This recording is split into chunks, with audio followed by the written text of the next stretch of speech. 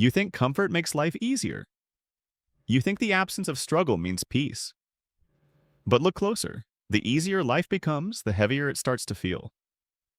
The truth is that comfort, over time, becomes a quiet kind of weight.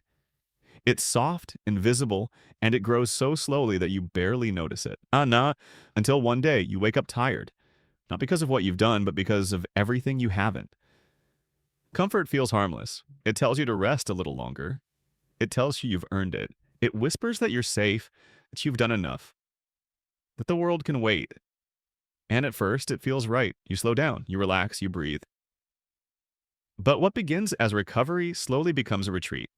You start to confuse stillness with peace and avoidance with wisdom.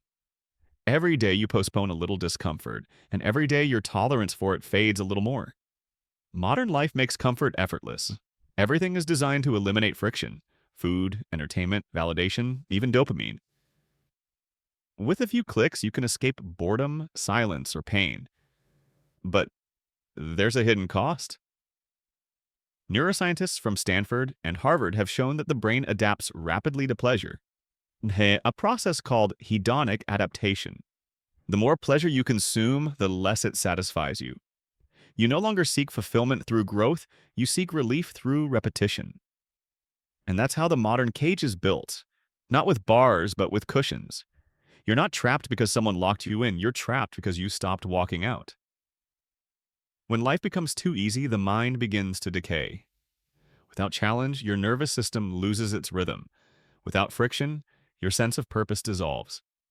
Psychologists like Angela Duckworth call this the erosion of grit, the quiet loss of pasiwing, and perseverance when everything feels too comfortable.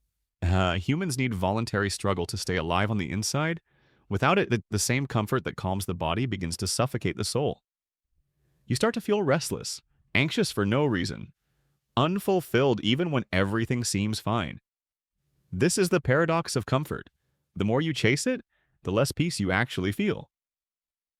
Then comes the day when you realize that all your comforts, the food, the scrolling, the distractions, the endless ease, they've made you soft. Not weak in the physical sense, but heavy in the spirit. You feel slow, unmotivated, uncertain. You've built a life without pain, but also without depth. That's when it hits you. What once protected you now holds you down.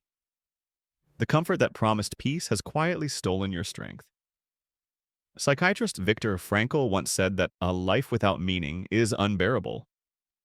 And meaning, he explained, is born not from pleasure but from responsibility, from carrying something that matters.